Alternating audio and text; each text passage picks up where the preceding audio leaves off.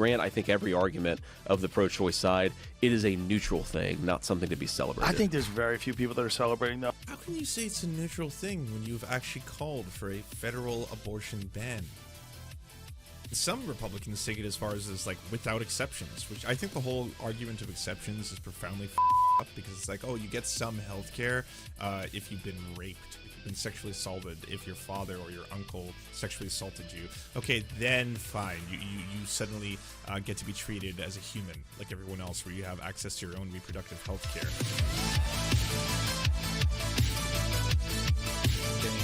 If I found out my wife secretly voted for Harris, that's the same thing as having an affair.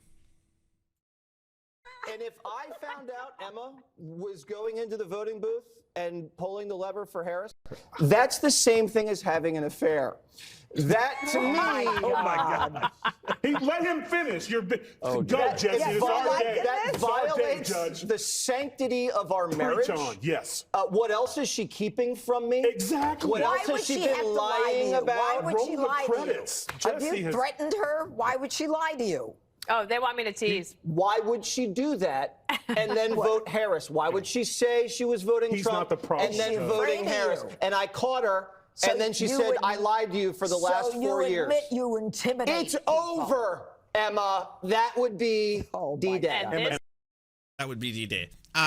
So that's voter intimidation. Honestly, you don't have a right to control what your spouse does in the voting booth. You can't tell them that, hey, by the way, if you don't vote the way I want, this is kind of grounds for divorce, you know? And I mean, the whole reach out to women is not exactly going spectacularly well for Republicans right now, and hasn't since day one. And I mean, it's what do you expect? You got fucking creepy-ass couch fucker as a potential vice presidential pick here.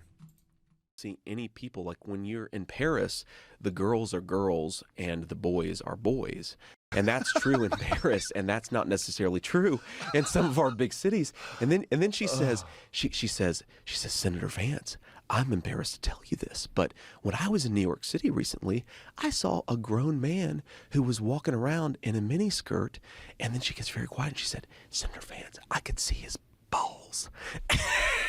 He probably wanted you to see his balls.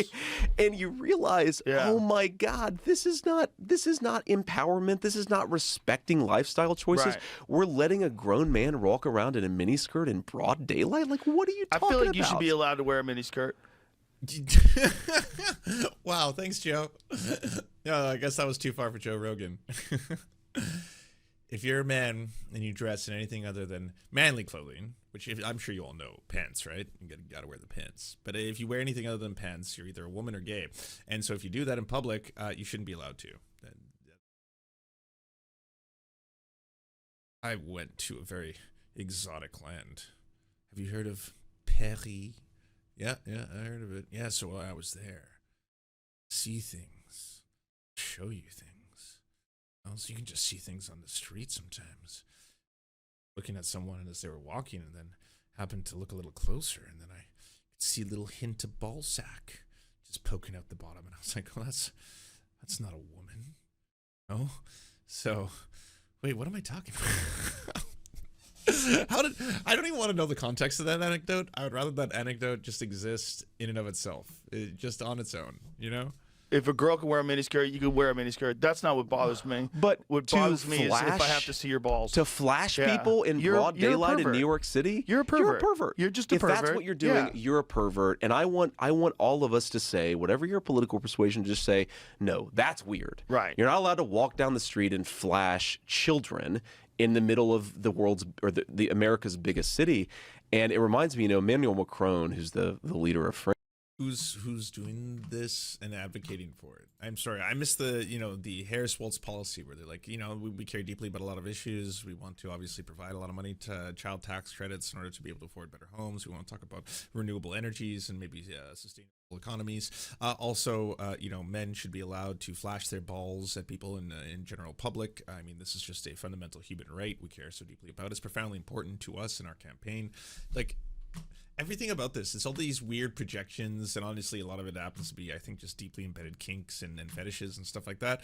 But like it's just a consistent projection where it's just like, if you allow them to come to power, they're gonna do really, really fucked up stuff and stuff that you cannot believe. Satanism, you know, it's gonna be absolutely revolting.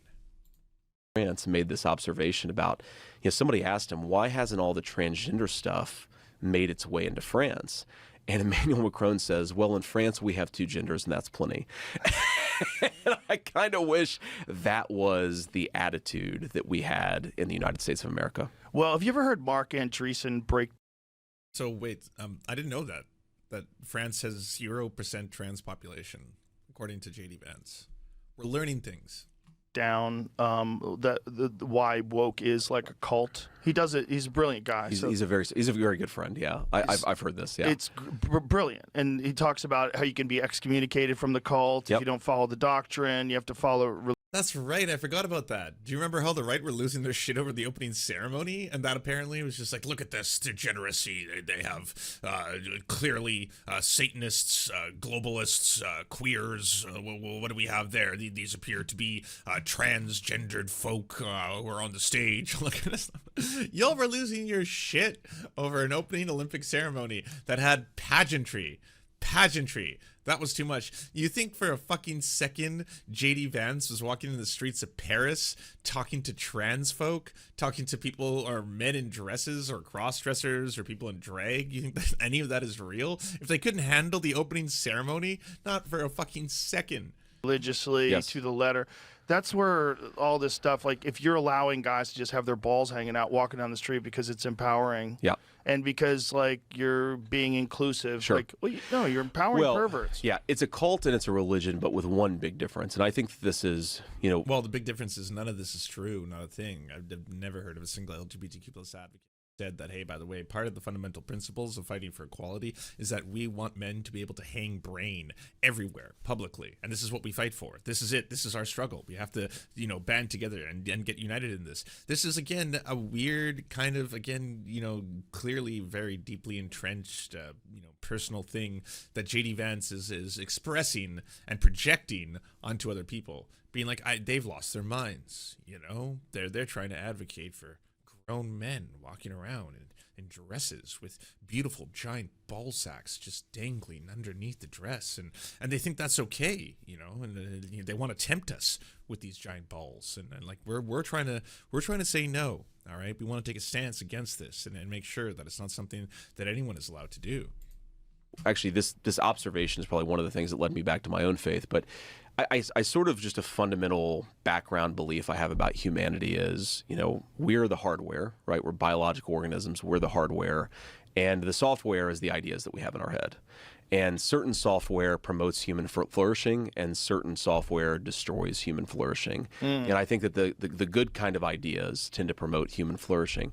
You know, most world religions have, but the woke stuff doesn't have, is forgiveness and redemption. Yes. Right? It has the excommunication part, but it doesn't have the forgiveness and redemption part. Most people recognize that even if you violate some fundamental moral value that I have, if you apologize and try to be a good person, we're going to be forgiving. We want people to be able to live together. There is this weird thing with the woke stuff where and you see this, and I feel bad when like comedians in particular do it. I'm sure you've seen this, but when anybody does this, where they'll go and say, well, I'm really sorry. They'll sort of prostrate themselves when they make an offensive joke or they do something they're not supposed to do, and they expect redemption. But no. They don't get forgiveness. No. What they get is you need to do even more of what you've already done. It becomes this self-defeating, self-flagellating cycle. There's nothing more insecure, especially coming from so-called men, than being unable to admit when you're wrong. I mean, what are you then? A clown. A fucking clown. A clown of a human. Where it's like, hey, by the way, you were wrong. You lied. Oh. No, I didn't.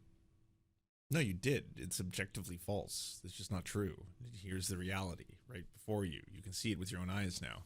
Yeah, that never happened. You're fake news. All of you. You're all fake news. And I think that's what's most destructive about this is you can't be friends with people if you think they're only, they're only ever wrong. They can only ever wrong you. Yeah. And if they apologize, your response is not to say, oh, okay, I accept your apology. If your response is to say, no, I want you to apologize even more and even harder, that destroys human civilization.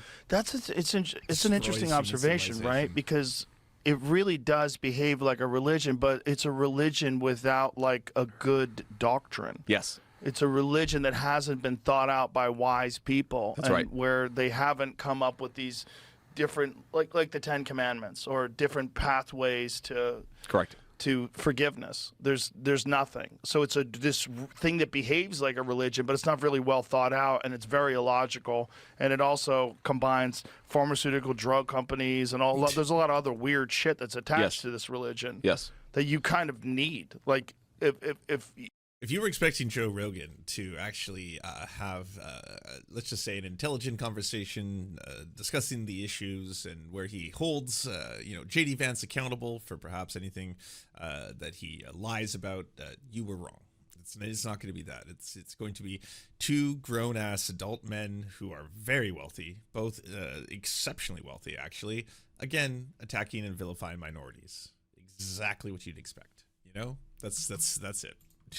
If you're gonna do this whole woke thing and like go guns a-blazing, you're gonna have to get drugs involved. Like they're gonna have to do hormone blockers. It's like it doesn't just happen on its own. And that somehow or another is natural to them. Like this is how you be your true self. Like your true self is you add hormones that aren't supposed to be in your body. That's your true self. Like you have taken hormones. You have taken hormone supplementation. You have admitted that you take human growth hormone. You have done that. You have supplemented hormones into your body artificially. You've done that, Joe. And now it's like, yes, but only for me, you see. And what if Joe Rogan was forced against his will to have to take estrogen? What if he was forced by the government every day, where it's like, when you wake up, you got to take estrogen, and then we want to force feminize you, and then you got to put on makeup, and then you got to dress real pretty, like, and all that kind of shit. Would that not give you some dysphoria, Joe? Would you not feel like every single time you look at yourself in the mirror, something was wrong? That wouldn't you hate it if you had no choice? And if society, like, writ large, was consistently trying to tell you, no, you're the one who's wrong. Yeah, no. Come on, don't go woke. Don't go woke on us, pretty lady.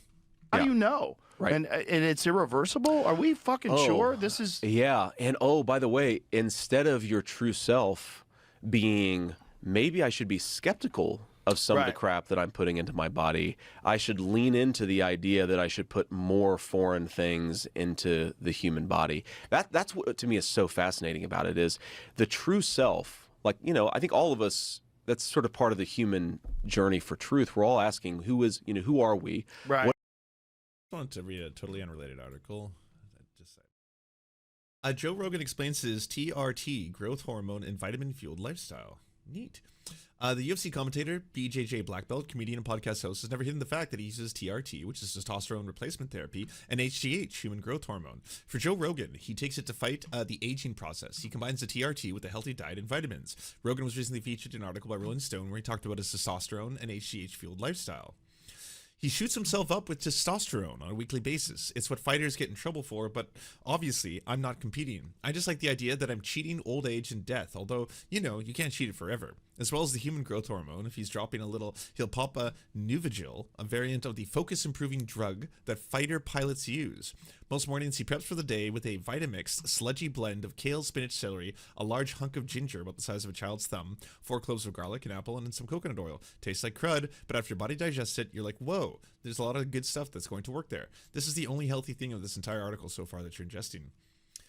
I took a lot of different stuff, Rogan says. Now I take human growth hormone and testosterone. I go for hormone replacement therapy. I don't need more testosterone. It's a very light dose. The testosterone is cream. It's healthy. It does wonders for the body. I take testosterone cream. And by the way, if you are trans and you try to do any of this, shame on you. You're a bad person, and you should be legislated against. So, yeah. Peacefire Now. Thank you very much for the raid. Everyone go to twitch.tv/Peacefire Now. Give Peacefire Now a follow back. And if you're watching on YouTube, that's how you find Peacefire Now on the Twitch. What is our true self? And maybe we should be asking ourselves, this is sort of more of a Bobby Kennedy point, but why are we putting all this weird crap into our food, into our water? maybe we should be a little bit more skeptical, like my body is a temple, rather than I'm going to welcome even more pharmaceutical intervention into the human body. It's very interesting how some religions view the body as a temple, and some religions almost invite the pollution. I think the woke thing is inviting the pollution. Well, they're also inviting. So one of the weirdest things is 10 years ago, if you had played this conversation, I don't think anyone would understand it. I genuinely think people would be like, what the fuck are they talking about? What is this gibberish? if you are on the wrong side of their ideology, like if you're aligned with Trump, like RFK Jr. is, now all of a sudden I've seen like people on the left that are trying to dismiss a lot of the things that he says about additives in food, about atrazine, fluoride in the wall, all these different things, because now they're connecting. Well, okay, there's a lot of different things going on there. Yeah, there's not a single person who's going to say that there isn't a lot of additives in food. In fact, anybody who's actually understands this, nutritionists would be who I would listen to, not RFK Jr., the brainworms guy. But, you know, when he's not consuming whale juice or, you know, sexually harassing his coworkers or people in his inner circle or trying to cheat on his wife with every single person that he interacts with, because, again, a lot of these people only view women as sex objects, and that's the only way they know how to interact with them. It is actually something that a lot of people bring attention to, that the preservatives in food, the high processed fats, salt, sugars inside the majority of a lot of the food that people consume is bad for you. Absolutely. Just because he's right about that doesn't mean that he's right about anything else. Doesn't mean that he actually knows what he's talking about when it comes to healthcare. Definitely doesn't, discount all of the racist conspiracy theories that he tells people, where he thinks that COVID-19 was a bioengineered weapon that was specifically catered to spare Ashkenazi Jews but target black people. Like, the guy doesn't believe that HIV causes AIDS. He should have absolutely no business talking to people about their health care. Again, it's just like, it's such a wild combination of nonsense mixed in with like, oh, there's a couple crumbs of truth in there somewhere. Processed food is bad for you. So you'll get that, but you'll also get a guy who, again, doesn't believe HIV causes AIDS. Not having toxins in your food with a right-wing idea. It's crazy. It's mind-blowing. It's so bananas. Like, even being healthy, fitness, they're connecting fitness with a right-wing idea. Yeah. Well, and it raises one of my sort of core political beliefs is that our politics is focused on fake shit and distractions to distract us from the real stuff, right? And so if I'm looking at the environmental movement in the United States of America. I worked at a health star. The person who ran the supplements was a nutritionist. She thought RFK was right about literally everything. Well, I guess don't trust nutritionists anymore. They're just as wacky as JD Vance. You can't say he's a dumbass. You get dunked on by one of the smartest guys alive. But the point is, like, Bill doesn't look good. He looks terrible. He's aging way harder than Trump. Like, it doesn't, whatever you're doing, don't eat like that anymore. Like, go to an actual doctor. Like, I don't know what you're doing. Who's telling you to eat your fake meat? You look like... Wait, are you objectively trying to say that Donald Trump looks great for his age? What? And honestly, in one breath can you talk about how, there's so many bad things in food, and what they recommend you to eat is so bad for you. By the way, what does Trump say? Oh, the guy loves McDonald's, KFC, Burger King, Wendy's. He just adores it. Absolutely, just loves fast food. Loves it. Loves highly processed foods that have, dangerous amounts of sodium, dangerous amounts of high glucose corn syrup. That's his thing. He's all about it. You know what else he believes? That the human body is a battery and that we have a finite amount of energy, so he doesn't want to exert himself. So he basically feels that the more that you exercise in general is eventually going to deplete your batteries. So you should actually reserve your battery reserves, because again, you have X amount. You're given like a life bar when you start your existence, and then it slowly depletes over time. But if you preserve it by not exactly exercising or doing stuff, you can actually stay alive longer. So there's shit. Yeah, so you can't give advice. This is crazy. You can't exactly give advice about health. Yeah. You're not a healthy person. That's right. You know? Well, I did. So there's this thing called the Munich Security Conference in Germany. Obviously, it's in Munich. It's kind of like Davos, but for national security. And I went there, and it was like a big deal for me because I went in there as the one skeptic in the entire this like massive Euro complex. Kamala Harris is there. I went as the person skeptical of continued escalation in Ukraine because I think that what we're doing in Ukraine is insane, and that we should have a policy effectively of promoting peace in the region. And we walk in, and one of the people that I'm on this panel with is the leader of the German Green Party. And, you know, she's like 30 years old, and she really, really cares about Russia, Ukraine. She's like the youngest person in the German government. And you realize you are like the exact, like you guys are literally Russian influence. Like you're accusing me of wanting to do Russia's bidding. You're encouraging your own country from the perch of government to shut down all baseload power. And you're not even self-aware about how much of your own propaganda is funded by the country that's benefiting from this. The lack of ability to interrogate. I mean, Bill Gates, you know, like maybe he's a good guy. I'm highly skeptical. I don't know him very well, but he's getting rich off of all of this stuff that he's supporting in the name of health or in the name of climate. Wow, that's just like Tim Pool levels of like, what are we talking about? Sorry, you were mentioning Germany and Ukraine and Russia and Putin, but now we're on to Bill Gates and vaccines. Cool. Our inability to just ask ourselves, who's getting rich from this stuff? Maybe we should be skeptical of the people getting rich from this stuff is one of our big failures as a political society. It's a sheep costume. You put on a sheep costume when you're a wolf. That's right. And you make a lot of money with global health. That's you right. know? And who doesn't want global health? What a nice guy. Yeah. Oh, he's like very philanthropic. He's spending all this money trying to help poor people. Right. And then you find out, like, hey, wait a minute, how much money did you make doing that? Yeah, exactly. You made up $500 million doing that? Exactly. That's crazy. It's a very sneaky move, but he's a smart guy. He's in a lot of very sneaky moves, like the donating all the money to the media companies, which is why they never criticize him. That's right.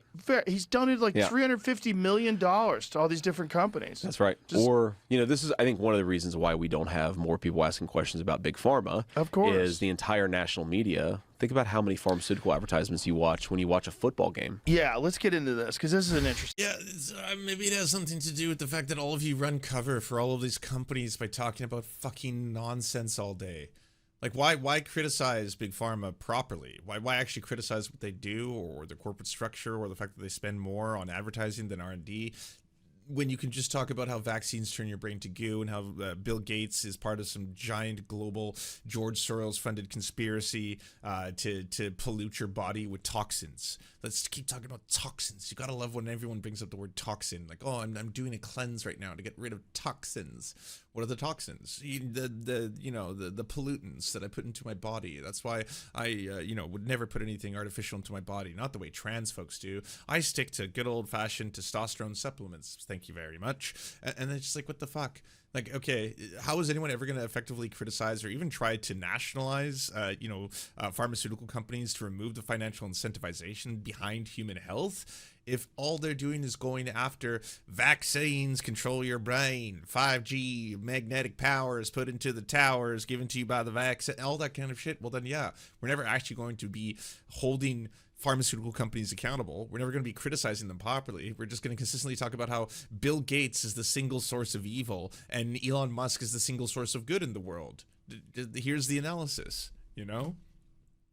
This is so fucking boring. Not to mention, I feel like, Trump's was boring because Trump is just old and boring now. He's lost the riz. He doesn't know how to, be entertaining for fucking 2.5 hours in a conversation. It's basically like, this would not have been out of place with any other far right, conspiratorial nut job on a show. But this person is running for vice president of the United States. Joe doesn't want to talk to him, I guess, about. So, hey, by the way, you've said a lot of things. You've certainly had some controversies. We want to talk to you about your policies. Here's your opportunity to speak to the American people on the largest podcast, platform. What do you have to say about that? And it's just like, well, no, he's not going to question him about anything. He's just going to let him just run his mouth because he knows, like, JD Vance has been immersed in the right-wing podcast circuit for so long. He knows exactly what Joe Rogan wants to talk about. All right, we're going to start out by vilifying trans folk. All right, we got at least 40 minutes covered there. Then we're going to go on to vilifying Bill Gates and vilifying vaccines, and then we can talk about that for a little while. And then I could also maybe spin in some random-ass Ukraine stuff into there and then go right back to it. And then at the very end, I'm going to guarantee you it's about immigrants and illegals and how they're destroying the country. The water's safe to drink, and it's like the question is not, is the water safe to drink? The question is the water safe to drink for the next 15 years? Right. And we're never going to know the answer to that question. Ugh. You're applying for the highest public office available, and that's the way you feel? Why not say, by the way, water, we know how it works. We know what it is. We know a lot about it. We know how to make it clean. We also know how to have proper sanitation. And based on that, I can tell you, first and foremost, that this is a very important topic to me. This is Trump's environmental policies put into JD Vance's brain, right? Whenever you ask him about the environment, he's like, I care a lot about air, care a lot about water. You want clean water, clean air. That's why I've done more for water, done more for air than any other president. And it's like, just saying those two words, water, air, cool. Yeah, vital to the existence of all life on Earth. I agree with you. What are you going to do about it? We'll never know.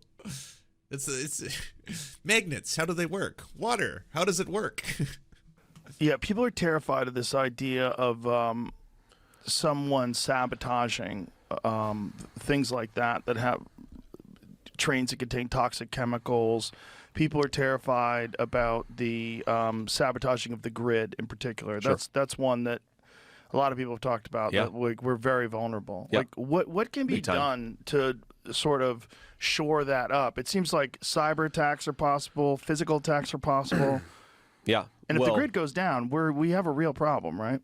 We do have a real problem. I mean, look, there's New York Times or somebody else reported recently that my phone was allegedly hacked by Chinese hackers, and so. Oh no, what'd they get? Yeah, I don't think anything. Nothing. Come on, man. Got anything in there? We'll find it. We'll find out, man. We'll find out. Got any memes you probably shouldn't have shared with your friends? Some offensive memes, and me telling my wife to get an extra gallon of milk at the grocery store. I mean, luckily I'm a pretty boring guy, so I don't think that they got really anything. That's but, nice. we'll find out. It's nice to be boring if your phone gets hacked. Yeah, like, that's right. That's right. Well, it also, I mean, it's apparently they couldn't get the encrypted messages that were sent, so I'm pretty careful about like making sure I use Signal and iMessage and all that stuff. That's anyway. great. So, I mean, look, maybe they got some stuff. We'll find out eventually. I try not to worry too much about shit I can't control. But one thing that came up, by the way, in that, and I'll go back to your question, is about the grid. One thing that came up in that is the way that they hacked, and it was also President Trump's phone apparently too. The way that they hacked our phones is they used the backdoor telecom infrastructure that had been developed in the wake of the Patriot Act. And this is something that I think should be a much bigger part of the controversy over the Patriot Act is when the Patriot Act was passed, like AT&T, Verizon, they had to build all of these systems so that if somebody got a FISA warrant and could hack into a particular phone, the infrastructure actually existed. What I've been told is that infrastructure was used by this Chinese hacker organization called Salt Typhoon, and that's how they got into the Verizon network, and that's how they got into the AT&T network. What a great name, by the way, Salt Typhoon. It's a pretty badass name, right? If they have anything on me, I can't be too pissed off at them. At least they named themselves Salt Typhoon. But the answer to the question about the grid is, this is actually, it's one of these things where if we had a functional government, it's pretty easy to develop the systems. Because if you do like an EMP. See, right there, like, it would have been a golden opportunity for Dro, if he was actually looking to press him on anything, to be like, so your phone was hacked, and then he's just like, yeah, I know. I mean, you know what they're really going to find out if they find out my deep, dark secrets, that I text my wife a little too much because I love her. And that's, yeah, I'm a pretty boring guy. Well, you know what is interesting is there are multiple headlines. Jamie, pull that up. Where apparently, publicly, well, you were using your social media, you were posting videos of women being sexually assaulted by dolphins. And based on the way that you posted the video picture of the woman being sexually assaulted by a dolphin, it seems that was what you were searching for. Because again, when you search for things on that platform, it puts them in bold, what the search terms were. And so that it shows here that, yeah, so this one isn't like a fake one. Like the couch stuff, like we get it, that was just all a meme, and you don't have to respond to any questions about whether or not you fuck couches. But the dolphin one is one that you posted, and it's not exactly a fake news story. Is it anything related to that? Did you perhaps have anything to say about this, a comment on it? Attack, right? Ron Johnson, who's a senator from Wisconsin, is really preoccupied with this. It doesn't take down Charlie Jinmere with the $10 dono. Thank you so much. Funny they mentioned attacks on the grid. I believe last Christmas in Washington State, we saw right-wing extremists literally shoot at power stations in the area where my brother lived. That's 100% true. Yeah, that's also another real news story that actually happened. But it's one of those things where, yeah, that happened. And then at the same time, like, what exactly are Republicans ever going to say about that? Oh, well, I mean, they could have been Antifa. Who knows? Fake news. Around the whole grid. What it really screws with is the power transformer system. So what we should have is basically a backup power transformer for every major system in the United States of America, just sitting in a warehouse that's turned off. And because it's turned off, it won't be affected by an EMP pulse. And then if there is an EMP attack, you just get those transformers to swap out the ones that were destroyed, and then the grid is back up and running. It's actually a scandal, I think, that the federal government has not. This is not something that the everyday American really has to worry about, is EMP-style attacks being done by terrorists. One thing they do have to worry about in places, say, like Texas, is the privatization of their electrical power grids and what that actually does and results in when all of a sudden, you know, the power goes down, there's an incredibly high surge in the cost of pricing, people can't afford heat, and then all of a sudden people get real cold in the wintertime. Real issues that concern Americans. But yeah, of course, distract. Yeah, we do deeply have to worry about EMP. I'm sure you've seen them. I don't know if you've ever played a game quite popular, Call of Duty. It's featured in there. There's Batman in the Arkham Asylum series that also has EMP technology in it, and a number of films also talk about the use of EMP. Have you seen The Matrix? The Matrix, yes, the films. And so the Nebuchadnezzar, that they do have the ability to use an EMP pulse in order to prevent the machines from drilling into. So this stuff is very real, and it's very frightening, and we do need to talk about it. And of course, this is a thing that most Americans should be deeply concerned about. So I have a proposition. So why don't we just have, you know, backup pieces and parts? We can keep them in you know, sealed containers so they can't be affected by the EMP pulses. And you know, that I have not heard my opponents mention this once. I don't know if that is because they're in part funded by China. I don't know if because they are completely fine with Americans losing their power. But this is what Americans should be thinking about when they think about whether or not they'll have access to power, especially in crucial times where people could, again, capitalists use surge pricing and that kind of stuff. Just nonsense. Has nothing to do with the First Amendment as a legal document itself, and a lot of people are sick of being told what to think. I was very upset when Tim Walsh was saying that the First Amendment doesn't apply to hate speech and misinformation. Totally, like, especially those two terms, hate speech and misinformation, because hate they're speech, in the eye of the beholder. Right.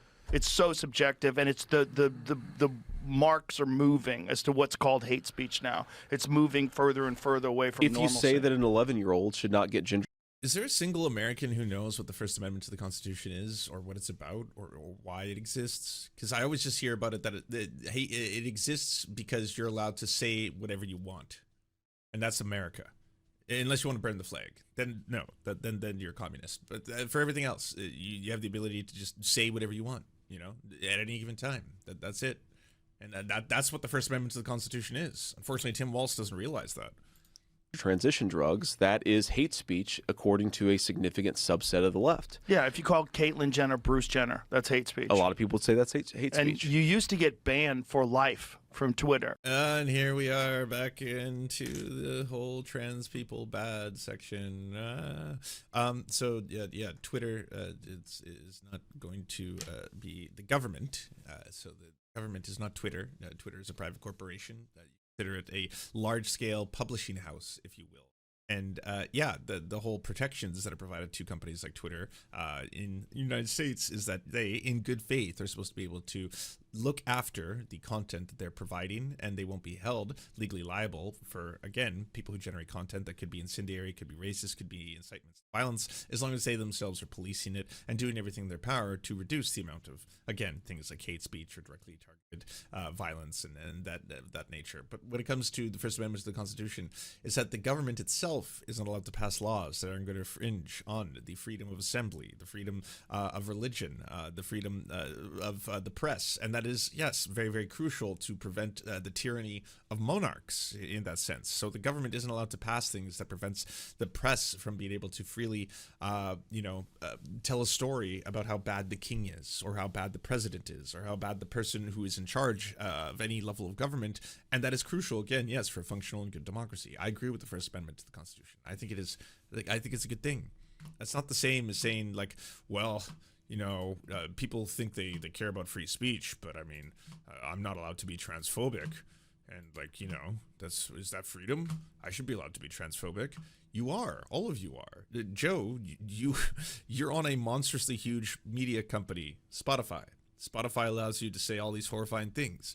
They don't really punish you that much. They'll take out a couple Alex Jones episodes. They might censor a couple episodes where you've got a guy on there who's basically telling people to inject their eyes with bleach or something like that. But for the most part, you're allowed to be as bigoted as you want on this show. I mean, the first quarter of this is, again, just vilifying trans people.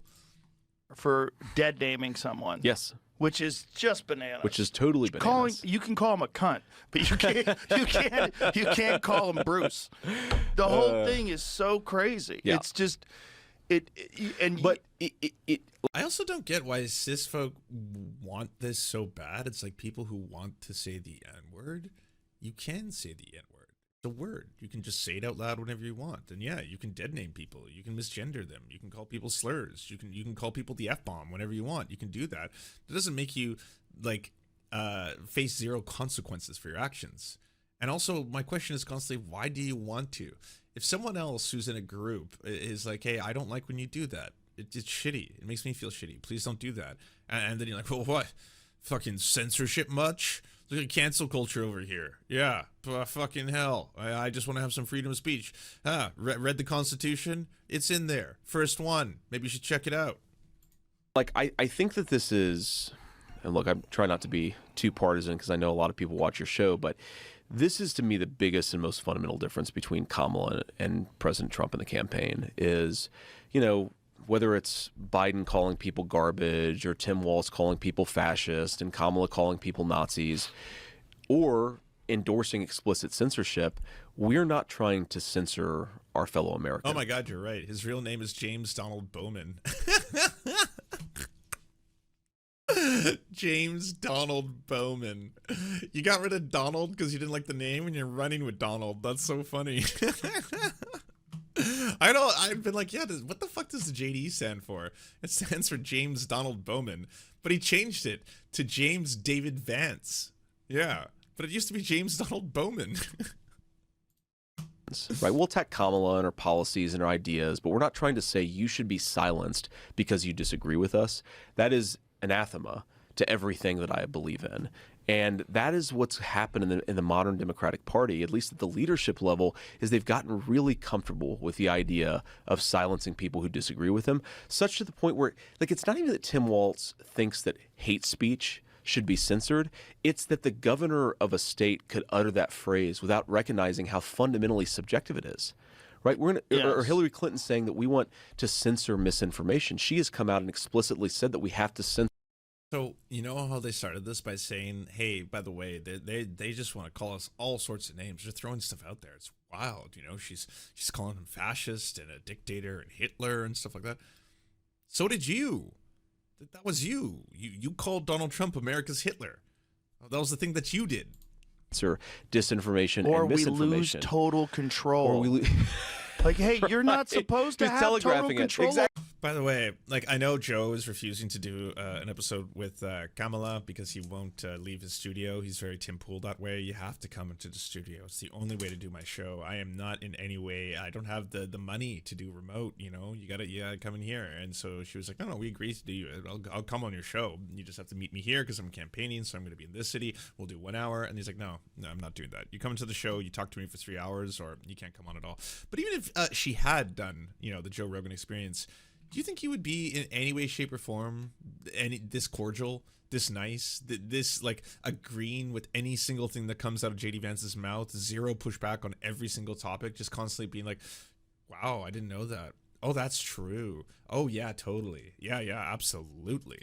That's the whole point. That's the whole point. Yes. Is we don't want people to have total control, and they can utter it without the American media going completely bananas. Just suggests there's something broken about the political culture of the left. I mean, there are people on CNN and, you know, CBS and all these other sort of mainstream networks. I would call them corporate networks. All these corporate networks that will say, you know, when Donald J. Trump says that if you riot after the election, you're the enemy of the people or you're an enemy within. Like that is a major threat to democracy. But Hillary Clinton saying that we should censor disinformation, they're just, no big deal.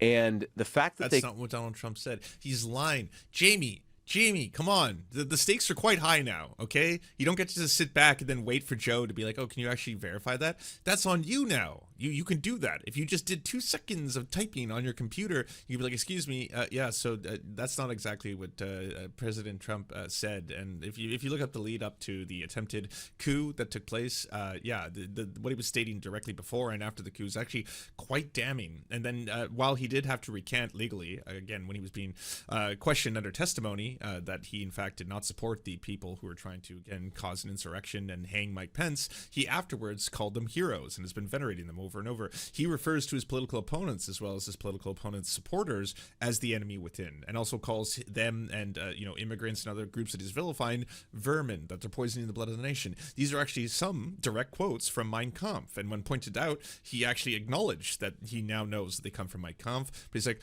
yeah, so Hitler said that, but in a very different way. It's like, that's not an adequate response for a person who thinks he should become the highest power figure in a country to be like, okay, so I agree. I did quote Mein Kampf, and that was some Hitlerian speeches, and I am actually directly saying the same things that Hitler did, but it hits different. If you do a vibe check on this, I'm just working with some on a different wavelength here, you know what I'm saying? Like, no, you don't get to fucking hell, Jamie. I expect nothing of Joe, all right? My opinion of Joe is fucking dirt, but you could be the savior of the country right now. Can get so fired up about what I think is a pretty common sense observation that if you riot, law enforcement should have a response to it, but they think that it's the end of they don't care at all. Don't care at all when Hillary Clinton and Tim Walz endorse explicit censorship. That should scare the hell out of us.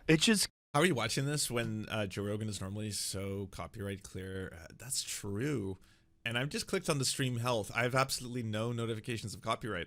I'm going to just throw something out there that maybe they have removed the auto copyright detection on this because it's in the public interest and they want more people to see it. That could be it, as in they want more people to watch and just normalize JD Vance. Oh, he's not that wild. Everyone talks about how he's an extremist and he's done all this fucked up shit, that he has actually proposed multiple times that he wants to track women's menstrual cycles just on a national scale, that he wants to prevent women from traveling out of state in order to get reproductive health, that he wants to remove reproductive health for every single woman in the country. People say this kind of stuff, but just look at him. He's a family man, he jokes, he laughs, he talks about how, hey, if my phone is hacked, I got nothing to worry about because it's most likely just going to be me texting my wife telling her I love her. Oh, well, I guess China knows about that now, right? Yep. So anyways, the Democrats are trying to force vaccinate your children to turn them trans, and they're in conjunction with Bill Gates, and this is part of a deep state operation in order to, again, manipulate the public. Really? Wow. Why won't anyone talk about this? It's so refreshing, bro. It's incredible. Scare the hell out of you whenever any politician is encouraging censorship. Yes. Especially when it's about things, like we said, about hate speech and misinformation. Like, misinformation according to who? Because we've already shown that there's a bunch of different factors that have control over what is presented as fact. Yes. And they're not always honest or accurate. And these things get put out and it harms people, and then there's some sort of a correction that comes along. Well, the only way to find that out, especially like during the COVID times, these things that they called misinformation, how many of them turned out to be true? Almost all of them. We're in the COVID times. COVID never went away. We're still in the COVID times. Xanatos, Duomon, thank you so much for the very generous $20. Watching Joe Rogan for extended periods of time. Here's some chip-ins for your next bottle of rum for recovery. I deeply, deeply appreciate it. It's crazy. The Wuhan lab. It was racist. Racist to assume that when Jon Stewart did that bit on Colbert, did you see that? I have never seen it though. It's amazing because you see Colbert scrambling, and he's trying to John's like, do you think maybe the lab that was the Wuhan coronavirus lab? Like, maybe. Which he subsequently apologized for that bit. Also, that wasn't what Trump was saying that was specifically racist. Not that the origin may have come from China. That's something that most scientists have acknowledged, although most of them point towards the fact that there's no evidence, having studied the virus, that it is, again, artificially created, that it is a man-made virus, that it is a bioweapon, and it's one of those things where, yes, if the origins of the virus came from China, it is distinctly going to be damaging, especially to Asian Americans who live in the country, if you continue to try and vilify an entire people for viruses. Because again, viruses can originate in any country. That doesn't mean the people of that country are necessarily responsible for that virus spreading. And this was the same problem we saw with the Spanish flu, which again, did not originate in Spain. So it's very similar to Trump is calling it the Kung Fu flu or the Wuhan lab virus. And then people, and you could just see a dramatic increase in the amount of physical attacks that were happening to Asian Americans in North America and Canada as well as a result of that, then yeah, that's fucking racist. It's not that, hey, by the way, there are some people who are suggesting that this could have actually been a lab leak, and there's some theories behind that and all that kind of stuff. It's like, okay, we can't even have a rational conversation about this because we have a frothing racist as the president who's currently being like, the Kung Fu flu, the Wuhan lab virus, and all that kind of stuff, because he's one of those people who wants to vilify China, and he wants to vilify Chinese people, and he wants to vilify the very idea of like, oh, well, I mean, why is it that they did so good? It's like, they did so good, they had to literally lock down entire cities and spray them with disinfectant. And again, we're talking about something where millions of people died globally, and everyone just treats it as a joke. The president who's like, oh yeah, you should apparently inject bleach into yourself, it'll get rid of it. Yeah, apparently you should be taking fucking an old manner of homemade remedies that'll really cure this. Like, all this shit is BS that results in people dying, when it was like some simple instructions. We have a novel virus. We know the virus is airborne. We know it can be spread in human fluids and the mist that you breathe out when you speak. So why don't we do a little thing called social distancing? If we distance each other, if we wear masks, if we wash our hands properly, if we all learn how to wash our hands properly, we can lower the rate at which this virus spreads. And then it is a lo-fi way of removing the amount of people who are going to be infected by it. And in that turn, we can, while we're trying to develop a vaccine in the meantime, not destroy our medical systems, because if we destroy our medical systems, that would be a disaster. There's two countries right beside each other, Canada, the United States. There's an invisible border that separates them, but there was a dramatic difference in the policies that were done in those two countries, not only from trying to help citizens so they can live and stay at home with a $2,000 a month monthly stipend called CERB in Canada, but also in the measures that were taken and the healthcare measures that were implemented across the entire country, versus in the United States, where it was kind of a state-by-state thing. And you can look at the red states who were just like, fuck that, we're not going to believe, we need freedom, we need to be able to go back to the beaches, we need to be able to do all that shit. Well, yeah, they had much higher rates of people who were catching coronavirus by ratio of the population and dying from it. In the states, where less people are getting vaccinated, again, it's very demonstrable in the amount of people who are hospitalized and dying. This is something you can just look at the numbers. You don't have to be like, is it a conspiracy? What caused it? What did this? Just look at the data. Look at the deaths, look at the hospitalizations, look at the problem, look at the collapse of certain medical systems when there's these, again, large areas of the United States that only have one hospital, only one respirator, only a couple of beds, and no one believes in any of this because they listen to the Joe Rogan podcast. It came from there. Like, well, it was so obvious. I mean, the whole argument for the start of COVID that wasn't from the Wuhan lab was basically, as I know, we had communism, y'all had freedom. That was the biggest difference. Understood it, that a bat had gotten a weird coronavirus and had like fallen into a guy's soup.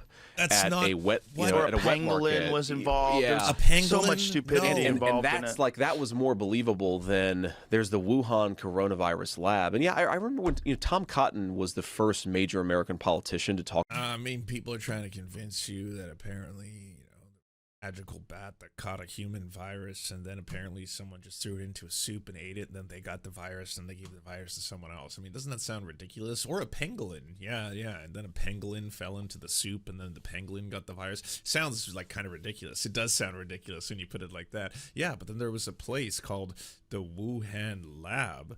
It's in the name. I mean, whoa, what's going on there? Why aren't we allowed to talk about the fact that this may have been a bioengineered weapon created by the Chinese to try and depopulate parts of the world so they could get global supremacy? Why don't we talk about that? I mean, again, it's just one of those things. If you say it out loud, all of a sudden everyone's like, oh no, you're being racist. Talk about this. Tom's like a good friend, and he was immediately pilloried as this terrible racist. And well, yeah, but the thing that sucks about all this is that, like, yeah, if you're someone who understands and has learned at this point that it's actually pretty clear and demonstrable how to, you know, avoid catching COVID as much as you probably would, how to reduce your chances of infection, how to wear masks if you are going to be in incredibly crowded areas, stuff like that. None of it matters to Joe Rogan or his audience. I mean, again, these two people are rich as fuck. They get sick, he's getting pumped with what he calls the kitchen sink, monoclonal antibodies, ivermectin, you know, every Hollywood doctor who comes along and wants to be like, oh, I've got turmeric and zinc combinations for you and all this kind of shit. Or, you know, all the way to, again, monoclonal antibodies have been shown to help people who have or contract COVID, whereas it's much, much cheaper because the average person doesn't have like $5,000 to spend on shit. Way cheaper to say, hey, by the way, here's a vaccination that has been subsidized and provided to you by the government, and it's going to reduce, you know, the severity of the impacts of the disease should you contract it. Again, this can be a very deadly disease if you have, you know, prior conditions, if you're older, if you have respiratory illnesses, even young people, because he used to say that if you're young, you don't have to worry about this. Young people were dying. They were having strokes. They were having heart attacks. But it doesn't matter. It doesn't matter to either of them. It doesn't matter if they speak to doctors who tell them the truth. They'd rather live in the fantasy. Like, I know JD Vance is probably mass vaccinated by this point because he understands, you know, and then he's like, well, yeah, I can tell everyone that the vaccine's evil for you, but at the end of the day, I know what Joe Rogan's audience wants, you know? And there is a moral intuition there that obviously, like, something that looks and feels like a baby is more valuable than you know, something that's just looks like has a heartbeat. Something has a heartbeat, sure. But I, you know, I think it's just hard, right? Because it's not clear to me philosophically where you draw the line here. It's a very like hard question to figure out, and I think that's why people debate it and disagree about it so vociferously. But it's interesting, man. The thing that I find, again, as a person who leans more in the pro-life side of this debate, is, okay, so you will sometimes hear people on the left say, well, late-term abortion doesn't happen. Well, there's an organization called the Guttmacher Institute. It's a pro-choice organization. It's a abortion rights organization. And they found that there are approximately, I think it's 12,000 abortions that happen in the second half of pregnancy. So this is past 20 weeks. Maybe it's even past 22 weeks. About 12,000 abortions past 22 weeks, okay? They also found that of those, 8,000 of them are purely elective. There's no medical necessity. There's no, like, you know, the baby has some genetic abnormality. It's just pure elective late-term abortion. I don't know how we can't get consensus that that is not good. Right. Right? Right. Like, come on. And in fact, especially when it's not a medical necessity. Exactly. Every European nation has gotten to that point where you say, okay, like 8,000 late-term abortions, like, come on. But again, it's not my decision as the vice president, and that's not President Trump's view. He's very against a national abortion ban because he wants this debate to happen organically and democratically. And I think that's kind of our attitude to this. Now, you're right. Again, there is a balance to strike here, but usually in American society, we recognize that the way to strike that balance is to debate it as citizens and not to have, like, lawyers and judges make these determinations for us. Believe it or not, Joe Biden had one of the most logical takes on it a long time ago, back when he could talk real good. Back when his brain wasn't fried? And he said abortion should be safe, legal, and rare. Well, that was my grandmother's view, right? That was my grandmother's view. That was the Bill Clinton view. Yeah. And I do think that there's something that is really weird about this whole debate where, you know, thank God, to be clear, this is not true of the gross majority of our pro-choice citizens, but you do sometimes see people, like, they'll go on TikTok and they'll celebrate having an abortion. Yeah. Like, I've known many, many women, usually when I was younger, who chose to have abortions because they felt like they didn't have any other options. And, you know, I don't judge them. I think that a lot of them just felt like they were completely trapped, and they made the decision that was ultimately right for them. Again, my argument is we need to try to gain those women's trust back because clearly the Republican Party on this issue has lost a lot of trust, but none of them were, like, baking birthday cakes and posting about it afterwards. Right. They recognize that this is a medical procedure and this is, you know, something that they felt they had to do, but celebrating something like that is just bizarre to me. And I'm much Legend of Rose, thank you so much for the $10. Hearing just so much trans people like me are hated is awful. I actually saw, by the way. I wonder why fascists like Orban want Trump. Toad's not a fascist to win. Thank you so much for the dono. And if you didn't see that, Viktor Orban tweeted out today in favor of Donald Trump, hoping that Donald Trump wins. So, yep, fascies love fascies. Much more comfortable with the people who say safe, legal, rare than I am with the people who say let's shout our abortion from the rooftops. Well, it's just this rebellion thing, you know, and it's also rebellion. Right. Like the concept in the zeitgeist is that abortion had always been, you know, Roe v. Wade had always been the law of the land, and then all of a sudden that was taken away, and you have these religious men who are trying to dictate what women can and can't do with their bodies. Yeah, yeah. No, look, I mean, again, I understand that. I understand the pushback against that, but I think you can go, like with so many other issues, you can go way too far about it, and it becomes trying to celebrate something that at the very best, if you grant, I think, every argument of the pro-choice side, it is a neutral thing, not something to be celebrated. I think there's very few people that are celebrating that. How can you say it's a neutral thing when you've actually called for a federal abortion ban? Some Republicans take it as far as like without exceptions, which I think the whole argument of exceptions is profoundly fucked up, because it's like, oh, you get some health care if you've been raped, if you've been sexually assaulted, if your father or your uncle sexually assaulted you. Okay, then fine. You suddenly get to be treated as a human like everyone else, where you have access to your own reproductive health care.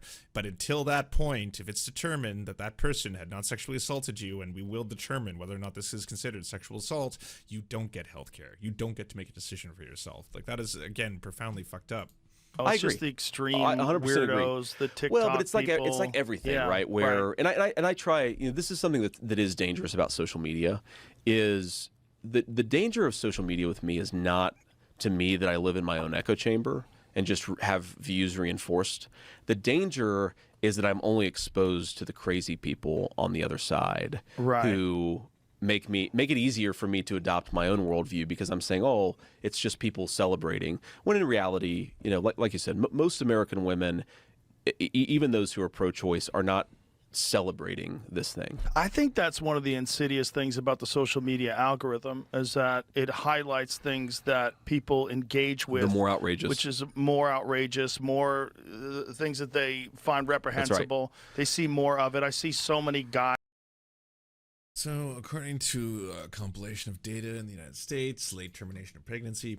Late termination of pregnancy, also referred to politically as the third trimester abortion, describes the termination of pregnancy by inducing labor during the late stage of gestation. In this context, late is not precisely defined, and different medical procedures use varying gestational age thresholds. As of 2015, in the United States, more than 90% of abortions occur before the 13th week. 1.3% take place after the 23rd week, and less than 1% occur after 24 weeks. So what he was referring to occurs to less than 1% of the people do it. And once again, yes, it's not even the argument that they make, it's just the reality that happens in extreme medical cases, as in people oftentimes when they have to have abortions at that stage in pregnancy, it's because it's a medical emergency. Guys with makeup telling me they're going to take your kids. People seek third trimester abortions for two main reasons: because they learn new information, such as that about the health of the fetus, or because barriers to abortion access often act as a result of state policies. Those are the key findings of a study I recently published in the journal Perspective of Sexual and Reproductive Health, based on interviews with 28 women from 14 different U.S. states. Terminating pregnancy after 21 weeks is exceedingly rare. Yet the myths about why people pursue abortions after 24 weeks, when the third trimester of pregnancy begins, are a dominant part of the debate over abortion. I wanted to use real stories to help overturn these myths. One woman I interviewed, for example, explained that she needed an abortion following a diagnosis at 29 weeks of pregnancy because her fetus brain was not developing. Because a great deal of fetal brain development happens after the 24th week of pregnancy, there is no way to diagnose this problem earlier. These are people who want to have kids, by the way, and the people who want to have kids are still being vilified by these weirdos who want to control other people's bodies, because ultimately it's like, well, they're just selectively choosing to have abortions, and it's like, no, they're not. This wouldn't have been like even a second of a healthcare debate if it was men who were the people who overwhelmingly gave birth. If the majority of men, like if cis men were the people who gave birth, you would not be having this discussion. It wouldn't be a thing in contention, because it would be like, oh yeah, this is healthcare. Like, the majority of people who have abortions, 90% are doing it early on in the pregnancy. So 90%, so the overwhelming majority of abortions take place then. Those, the less than 1% that take place after the 24th week, happen because usually medical problems, medical procedures. And if it's like, hey, by the way, like imagine if there is a child developing inside you and the doctor is like, unfortunately, this could risk your life or it could risk the life of your child. Your child is not unfortunately developing a brain. And so the child will be just dead and can kill you by, you know, growing inside of you at this time. You need to have an abortion. That's a fucking tragedy. In what world do Republicans get the right to step in there and then suddenly be like, okay, well, this is my issue. I want to talk about this. You're not allowed to do anything. What? So the woman just has to die or give dead to, or give birth to a brain dead kid, and that's supposed to be freedom somehow? Sometimes the new information people learn is simply the fact that they are pregnant. For instance, I interviewed a woman with several chronic medical conditions. Her treatment caused many of the symptoms commonly associated with pregnancy. After years of irregular menstrual periods, regular weight fluctuations, chronic nausea, and weekly vomiting, she did not recognize any symptoms of pregnancy until she was 26 weeks pregnant. Her medical conditions made continuing the pregnancy a health risk for her, and besides that, she never wanted to have a baby. Other people I interviewed were delayed in getting care when they first wanted an abortion, illustrating the second pathway to needing a third trimester abortion. Typically, these delays are caused by policies such as ban on public insurance coverage of abortion, which were legal under the court rulings that followed Roe v. Wade. Indeed, several women I spoke to about public health insurance lived in states that prohibited public health insurance coverage of abortion, forcing them to pay out of pocket for abortion care. Already financially struggling, they could not afford an abortion when they wanted one, but by the time they came up with enough money, they were in the third trimester of pregnancy. So, in the less than 1% of cases, which is where creeps like JD Vance and Donald Trump focus on, that less than 1% of the cases, again, hyper-focusing an issue that is going to determine the healthcare of half the population of the entire country, the two reasons are either medical, in the event that they can't afford it, or the other reason is that because of restrictions placed on abortion, they can't have access to it. So it's either a medical intervention to save the life of the mother, or it's they cannot afford it because of draconian laws imposed by mostly men. Which again, this is all just so profoundly fucked up and sad that it's even in 2024 a discussion that continues to be had. And you still get creeps like right now, he's doing that thing where he's on Joe Rogan's show and he's just like, hey, by the way, this is a topic that's obviously very controversial, but I just want to put some fake statistics out there that, you know, apparently there's a very large percentage of people who are still getting late-term abortions electively. And, you know, I don't know what to say other than, I mean, you can be for the pro-choice argument, but you can't deny the facts. And it's like, have you looked at the facts? Again, 90% of the abortions taking place in the United States are done early on. In terms of the late-term abortions that seem to be the contentious issue, that is less than 1% of abortions in the United States. And of those less than 1%, it is people who are doing it for medical reasons, medical interventions, who wanted to have kids, by the way. They wanted to have kids, but yes, the life of the mother is still more important than both of them dying. Or in the other case, they don't have access to the resources to be able to prevent getting an abortion at that stage. Profoundly fucked up. This is just like the mass torture of women. Right. Indoctrinate your kids. Like, why am I saying that? Well, it's because they're highlighting it. And when you have an app that's owned by China, that is the number one like, app. Is that a coincidence? That's facilitating the worst of our fellow citizens because it allows us to silo more. But what does that mean? It's an app owned by China, and people on that app are bragging about how happy they were going to get abortions. The only place that's ever done is on TikTok. It's the only place. I mean, the way that I deal with that is I just try as hard as I can to remember that most Americans, this is what really bothered me about what Biden said, like most Americans who vote for Kamala Harris are fundamentally good people. Like I believe that. And you got to try to find the people who are reasonable and talk to them. And that's why I talk about, you know, the importance of regaining trust is just I've had enough conversations with people who don't like the Republican. I'll be honest, this interview, way more dangerous than the Donald Trump one. In this interview, JD Vance comes across as friendly, calm, collected, and rational, which is the opposite of what he is. And again, you just have to look to his lifetime of just strange to be able to see what a weird piece of shit this guy is. The guy who wants to, again, track and control women's menstrual cycles, prevent them from going out of state to get abortion, to basically control reproductive health on a technocracy level. So that's fundamentally fucked. The guy's incredibly dangerous. But he goes on Joe, gets a softball interview, and then boom, starts to kind of just, you know, really tone down how extreme a lot of people are trying to make him seem. I know you've probably seen clips where people are saying that I'm kind of an extremist or stuff like that, but you can just tell, look, I don't hate Democrats, and I don't hate people who vote for Kamala Harris. I think at the end of the day, they might be a little bit confused as to what her policies actually are, but ultimately, I care about everybody. And Joe Rogan's just on the other side of him being like, yeah, that sounds like what you are. Cool.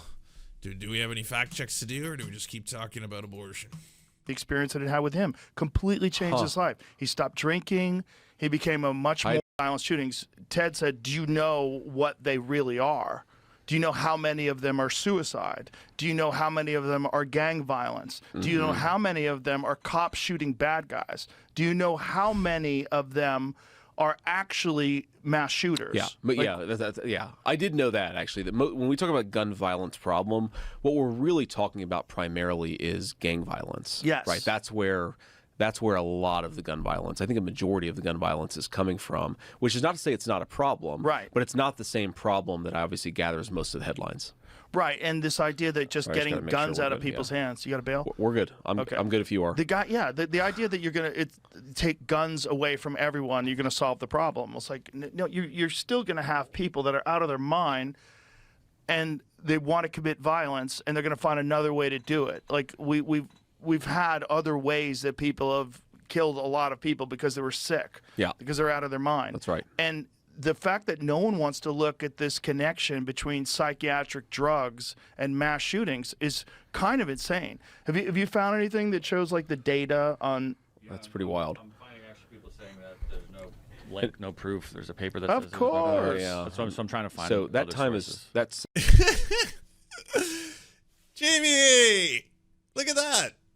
3 hours in. 3 hours in. A wild Jamie appears all of a sudden. Hey, by the way, yeah, just looking that up now, there's absolutely no correlation whatsoever and no scientific evidence. Of course. Yeah, that's what they want you to believe. But, you at home, go do your own research, right? Go figure it out. Bro, come on, don't tap out. Get on that, fucking juice up that monster and find out what the truth is. You know how to do it. You got the links, you got the sources. JD Vance, you are an American hero. I don't use those words lately.